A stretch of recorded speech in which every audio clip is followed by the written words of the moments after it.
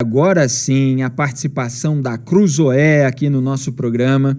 Saiu uma edição hoje de madrugada, de manhãzinha, explosiva, com uma reportagem de capa deste repórter que está em conexão comigo agora, nesse momento, o Fábio Leite, além de várias outras matérias importantes, em boa parte que confirmam, inclusive, várias análises desse programa e sobre outros assuntos que a gente não tem abordado e que vai passar a abordar. Então, Fábio Leite, seja bem-vindo mais uma vez ao Papo Antagonista e parabéns por essa reportagem que, ao longo do dia, foi gerando uma série de repercussões e decisões também. Bem-vindo. Boa noite, Felipe. Obrigado aí mais uma vez pelo convite. Prazer falar com você e com a audiência aí do Papo Antagonista.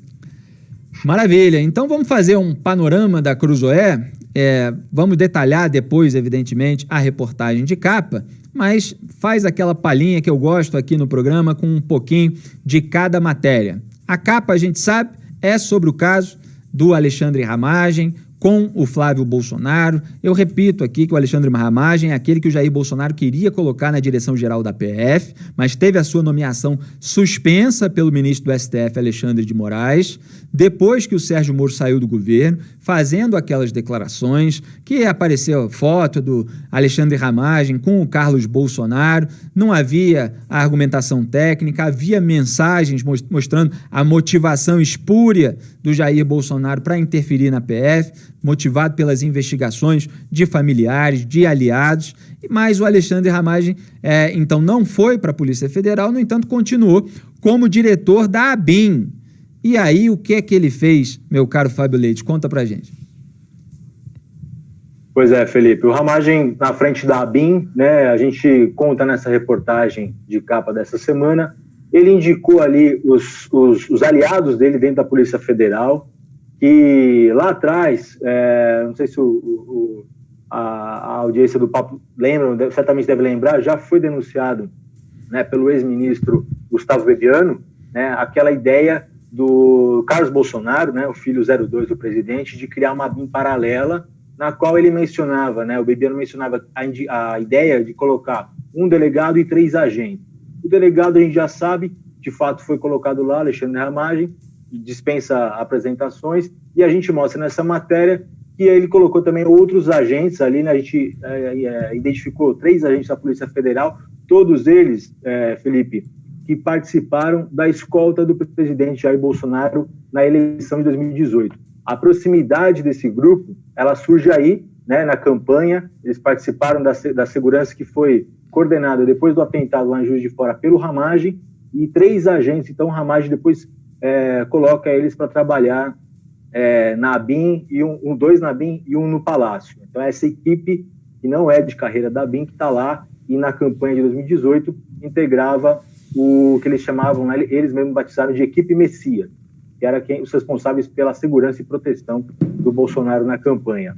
E na matéria, então, a gente vai mostrar a grande informação que a gente traz da reportagem, é de que o Ramagem, foi o Ramagem quem enviou para o senador Flávio Bolsonaro, né, a gente chama de relatório, porque eles mesmos colocaram um relatório, mas são 2 mensagens, 2 informes ali, com orientações para a defesa do senador Flávio Bolsonaro no esquema de Rachid, que é aquele que ele foi denunciado pelo Ministério Público do Rio, né, por suposto desvio de dinheiro, né, aquele esquema que teria sido operado pelo ex-assessor Fabrício Queiroz. Então a Ramagem orienta ali como a defesa do Flávio poderia obter informações junto à Receita e ao CEPRO, que é o Sistema de Dados do Governo Federal, para tentar a nulidade desse processo. Essa informação inicial de que a ABIN tinha envolvimentos, né, que a defesa do senador Flávio Bolsonaro se reuniu com o Ramagem, ela foi, como o antagonista mostrou, a Cruzoé também, né, ela foi noticiada pela revista Época, a gente teve detalhes, a gente conseguiu saber o que foi tratado nessa reunião, que foi secreta, né, fora da agenda do presidente Bolsonaro, e ocorreu no dia 25 de agosto, e vale lembrar, foi exatamente quando a Cruzoé revelou os cheques que o Queiroz e a mulher dele depositaram na conta da primeira-dama Michele Bolsonaro. aquilo deixou o presidente ensandecido, né? O presidente não tocava no assunto, foi falar disso agora, né? Nessa semana, e naquele mesmo mês, 2 dias depois, Felipe, você deve se lembrar daquele episódio, né? Num domingo, numa agenda de domingo, que ele ameaçou encher a boca de um jornalista de porrada, porque ele questionou sobre os cheques, né, que a Cruzoé revelou. Bolsonaro não respondeu nada, não esclareceu nada e ainda fez essa ameaça. 2 dias depois, então, ele recebe no Palácio 2 advogadas do Flávio Bolsonaro e convoca para participar dessa reunião o ministro do GSI, o general Augusto Heleno, e o Alexandre Ramagem, o chefe da ABIN. Posso prosseguir aqui? Deixa eu só fazer um parêntese, que nessa semana, nesse programa, quem acompanhou vai se lembrar, mas eu quero indicar para quem não acompanhou, eu fiz uma análise dos depósitos do Fabrício Queiroz e da Márcia Aguiar para o Jair Bolsonaro na conta da Michelle. E eu digo para o Jair Bolsonaro, não só porque é evidente que foi para o Jair Bolsonaro, não é a Michelle que era amiga do Fabrício Queiroz, mas porque o próprio presidente assumiu, confessou que foi para ele, até para tentar dissociar a mulher de qualquer culpa, de qualquer responsabilidade. Essa análise, com todos os fatos que foram divulgados pela Cruzoé, mais um pouco de apuração minha, de análise de detalhe e organização de dados ali, e também com trechos da denúncia contra o Flávio Bolsonaro e o Fabrício Queiroz. Essa análise está em vídeo com o nome A Matemática de Bolsonaro e Queiroz. Então, você que nos ouve pelo rádio, assim como você que acompanha pelo YouTube, mas não viu, esse é o vídeo para você mostrar para aquele amigo que não acredita, para aquela pessoa que acha que são santinhos combatendo a esquerda corrupta. Você tinha uma esquerda corrupta no Brasil, nós combatemos, fazendo jornalismo independente e vigilante e cobrando tudo aquilo que nós continuamos cobrando com coerência. Tá cheio de vagabundo aí que cobra de um lado e não cobra do outro. Aqui a gente mostra e mantém o padrão, não é duplo padrão de ativista de um lado, não. Que depende dos personagens envolvidos, não, aqui se baseia em princípios, se baseia em valores morais de fato. Então o vídeo é A Matemática de Bolsonaro e Queiroz, que mostra lá que o Queiroz, naqueles anos em que estava recebendo o repasse dos funcionários fantasmas do gabinete do Flávio Bolsonaro, estava transferindo da sua conta para a Michelle Bolsonaro, assim como fez a esposa do Queiroz, Márcia Aguiar. E quando o Bolsonaro, já que você citou, Fábio, nessa semana falou no assunto, falou da maneira completamente distorcida, como eu mostrei aqui no programa e está nesse vídeo também. Ele falseou os números para tentar pintar como se o valor fosse muito baixo, tentando diluir por mais tempo do que o tempo que foi, que ocorreu o total dos depósitos e cada depósito, né, tentando falsear o valor médio. E aqui a gente mostra qual é o valor verdadeiro. Hoje, inclusive, mostrei no Twitter que está chegando agora em 22 de dezembro. 22 de dezembro foi uma data, por exemplo, que anos atrás, 2016, se eu não me engano, houve depósito lá de R$4.000 na conta da Michelle. Olha só, R$4.000. Você queria R$4.000 agora, no fim do ano? Bom, se você é uma pessoa honesta e trabalhadora, se você fez por merecer aquele dinheiro, bom, você merece o dinheiro. Agora, se você não trabalhou para aquilo, se é um dinheiro originado dos cofres públicos, para remunerar alguém que não prestou o serviço correspondente, que nem sequer frequentava a Assembleia, mas que passou para a conta de um operador que depositou na conta da sua esposa, aí realmente não dá. E isso deveria ser investigado até o final. Então é só para fazer esse registro, A Matemática de Bolsonaro e Queiroz. Por favor, continue, que essa história é extraordinária. Bom, Felipe, então em agosto acontece essa reunião, né, no Palácio, uma reunião fora da agenda, e aí o curioso disso tudo é que é o seguinte: as advogadas do Flávio já tinham tentado, com outros argumentos, né, de outra forma, anular o processo, enfim, alegando vício de origem, alegando que ele não podia ser investigado na primeira instância, que ele tinha foro especial por ter sido deputado estadual, então tinha que ser no TJ, enfim, não conseguiram a nulidade do processo. E aí, o que aconteceu? A gente apurou, né?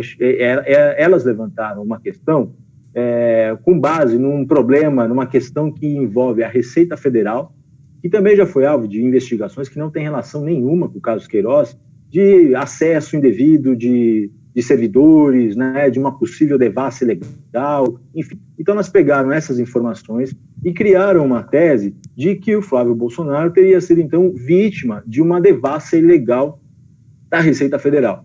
E que a investigação da Furna da Onça, que originou a investigação que originou o caso Queiroz, e não pega só o gabinete do Flávio o antigo gabinete do Flávio Bolsonaro na Alerj, mas gabinetes de outros deputados, ela tem um vício de origem, então isso garantiria a nulidade então do processo.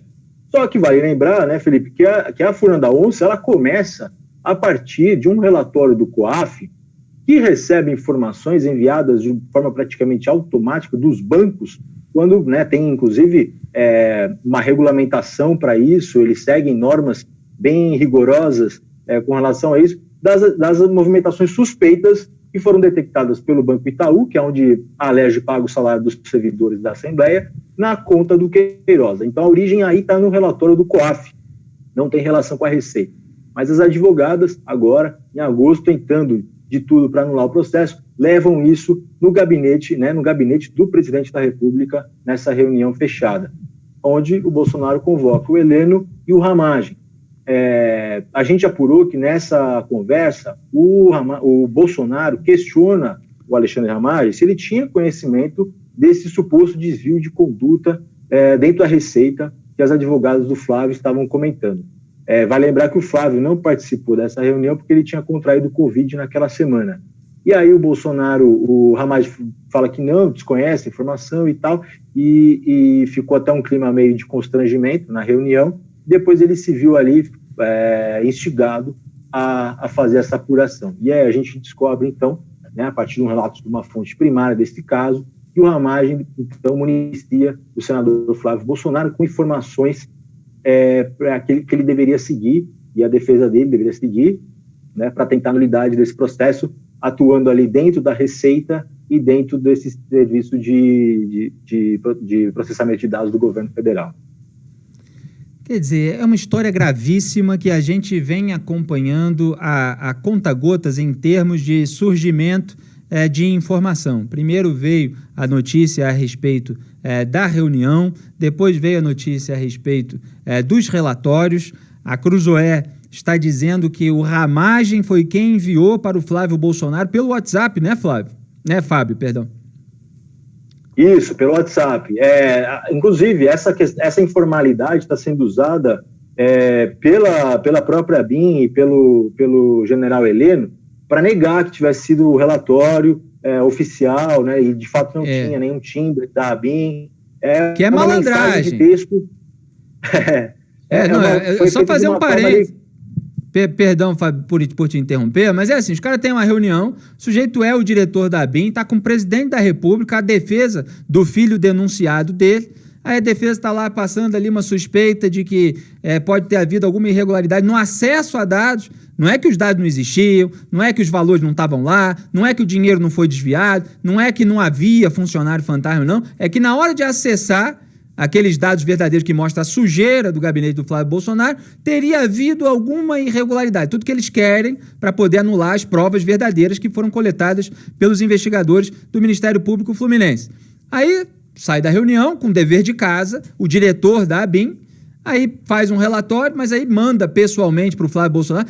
Não manda o quê? Não manda institucionalmente? É porque não mandou com um carimbo da Agência Brasileira de Inteligência? Então não foi a ABIN que produziu. Então o diretor da ABIN não tem nada a ver com isso. Quer dizer, não vamos começar com esse papo furado, não, para enganar otário, né? E essas negativas aí do governo, a gente tem de olhar com muita desconfiança, para dizer o mínimo. Por favor, continue, Fábio.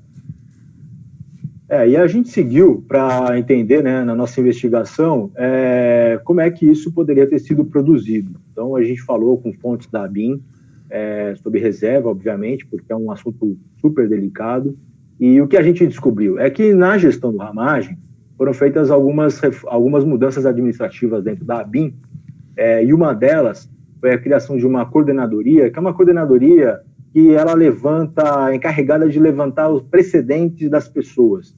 Isso é serviço básico, né, de uma agência de inteligência que tem que levantar dados sobre uma empresa, por exemplo, que vai fechar um contrato com o governo, um contrato importante de uma área estratégica, pessoas que vão se encontrar com o presidente da República, né? Você tem que saber, às vezes vão ver uma demanda de uma audiência com o presidente, a ABIN tem que ir lá e levantar a ficha daquela pessoa para saber de fato quem é, enfim. Ministérios também, estatais, fazem esse tipo de demanda para a ABIN, e antes tem uma sistematização, né, dentro do sistema brasileiro de inteligência, que isso cai num setor, vai para um agente da ABIN, ele produz um relatório seguindo todas as normas da agência, e aquilo fica sigiloso, mas fica registrado no serviço. Com essa mudança que foi feita já na gestão do Ramagem, como a gente apurou com fontes de dentro da ABIN, é de que tem pedidos que chegam diretamente do Ramagem, do diretor-geral, para essa coordenadoria que foi criada e é ocupada hoje pelo Marcelo Bormevé. Marcelo Bormevé é um dos agentes federais que fazia a escolta do Bolsonaro na campanha e integrava ali o time, a equipe Messias, né, que eram os agentes federais responsáveis pela segurança do então candidato Jair Bolsonaro. Quer dizer, a sua reportagem, só para localizar na cabeça do ouvinte, porque é muita informação, a sua reportagem localizou ali, vamos chamar, de uma central bolsonarista na ABIN. Quer dizer, houve aquelas alegações do próprio ex-ministro, como você falou, de uma ABIN paralela, de que o Carlos Bolsonaro tinha vontade de montar isso, e você identificou ali um grupo que atua como se fosse numa central bolsonarista dentro da ABIN. Isso, pessoas que foram trazidas já pelo Ramagem e que integravam aquele time de confiança do próprio Ramagem, mas também da família Bolsonaro. Esses agentes, esse que a gente mostrou agora, o Marcelo Bormevé, o outro que é nomeado no mesmo dia que o Bormevé como chefe da ABIN em São Paulo, o Flávio Gomes, eles integravam a escolta, iam todo dia na casa do Bolsonaro, lá na Barra da Tijuca, tomavam um café da manhã, comiam um pão com manteiga com o presidente, isso eles mesmos relataram, estavam no dia do atentado em Juiz de Fora, criaram uma relação de intimidade com a família e principalmente com os filhos políticos, né? Em especial o Carlos Bolsonaro, que já atrás, desde o início do governo, manifestava o interesse em criar essa estrutura e nomear essas pessoas de confiança por achar que não poderia confiar nos funcionários de carreira da ABIN para fazer o serviço de inteligência que eles queriam que fosse feito. A gente tem informação de dentro da ABIN, você não sabe, até pela informalidade como essa informação foi passada, quem de fato produziu, mas as pessoas lá internamente acreditam que tenha sido feito por essa coordenação, por essa coordenadoria do Marcelo Bormevé, nessa central bolsonarista que você mencionou. Não à toa ele é chamado dentro da ABIN de o homem do capitão.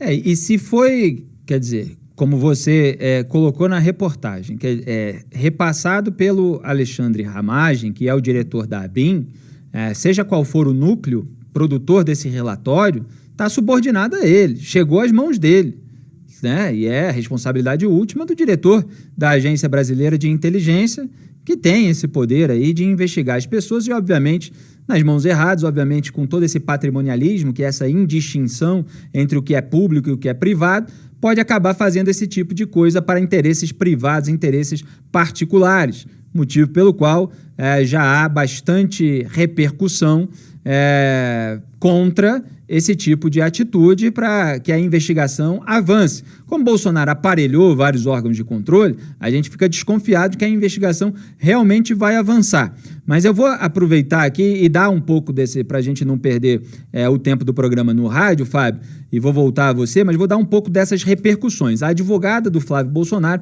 a Luciana Pires, confirmou à revista Época que foi o Alexandre Ramagem quem lhe encaminhou para ela os relatórios com orientações para a defesa de Flávio Bolsonaro. Ela disse, no entanto, que não seguiu as recomendações do Ramagem. Flávio admitiu que passou a Ramagem o dossiê com acusações contra servidores da Receita.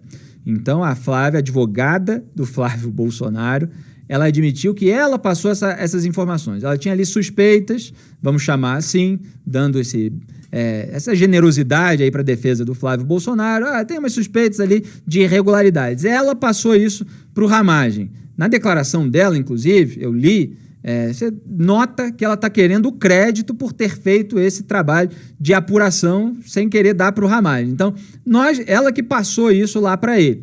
E como a gente mostrou, a defesa do Flávio Bolsonaro seguiu ao menos 3 das 5 instruções dadas pela ABIN. Fábio, se você tiver qualquer informação extra ou qualquer contestação aqui à nossa pauta, pode falar. Entre elas, a exoneração do auditor fiscal, o Cristiano Paes Leme Botelho. Então, esse é o caso, e esse comportamento da advogada, me parece que ela quer também, e eu não estou aqui fazendo nenhuma acusação, ela está lá como advogada fazendo o trabalho de defesa contratada para isso.